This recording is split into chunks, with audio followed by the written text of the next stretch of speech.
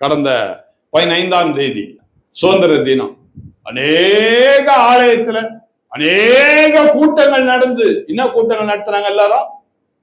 ஆண்டவரே இந்திய தேசத்தை ஆசீர்வதிங்க, இந்திய தேசம் இயேசுவின் தேசமாக மாற வேண்டும் அப்படின்னு எல்லாரும் ஜெபித்தார்கள்.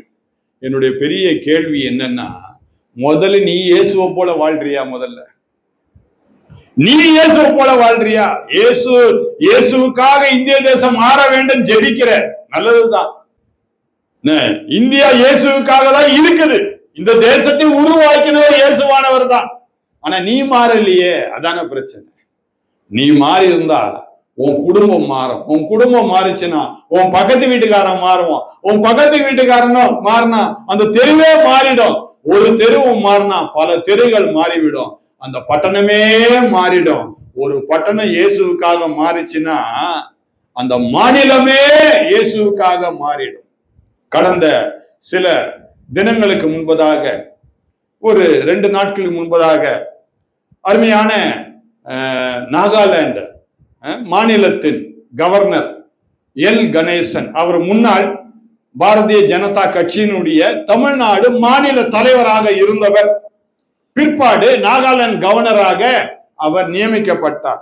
அவர் சாட்சி சொல்றாரு, நாகாலாந்து கிறிஸ்தவர்கள் போல மற்ற கிறிஸ்தவர்கள் இந்திய தேசத்தில் இல்லை அப்படின்னு ஒரு இடத்துல பேட்டி கொடுக்கிறார். அப்படி என்றால் என்ன அவர் சொல்ல வர்றாருன்னா, நாகாலாந்து கிறிஸ்தவர்கள் மற்ற மதத்தினரை என்றைக்கும் அவதூறாக பேசினதே இல்லை, தவறாக பேசினது இல்லை. அவருடைய வழிபாட்டு முறையிலே அவர்களும் கலந்து கொண்டார்கள். எந்த நாட்களிலும் அவர்களை குறித்து வீணான வார்த்தைகளை பேசினதே கிடையாது என்று சொல்லி மேன்மையாக நாகாலாந்து கிறிஸ்தவர்களை குறித்து அவர் பேசுவதை நான் கேட்டேன். அந்த பேட்டிகளில் நீங்களும் பார்க்கலாம்.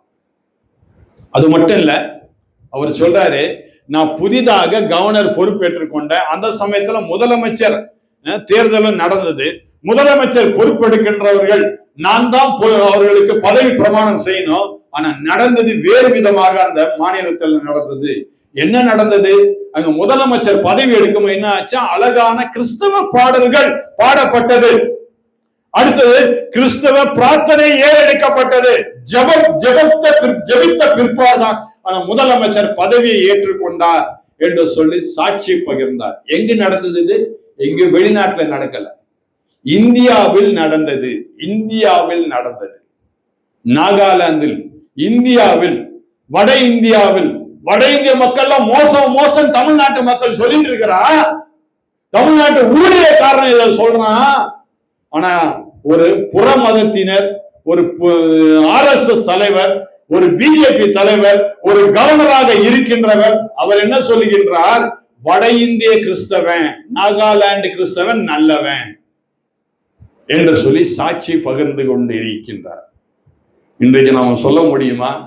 இந்திய தேசத்திற்கான ஜெபிக்கிற, இந்திய தேசத்திற்காக ஜெபிக்க, இது கிறிஸ்தவ தேசமாக மாறணும் என்று சொல்லிக் கொண்டு இருக்கின்றவர்களை பார்த்து நான் கேட்கின்றேன், உன்னை பார்த்து இப்படிப்பட்ட அருமையான சாட்சி ஒருவர் கொடுக்க முடியுமா?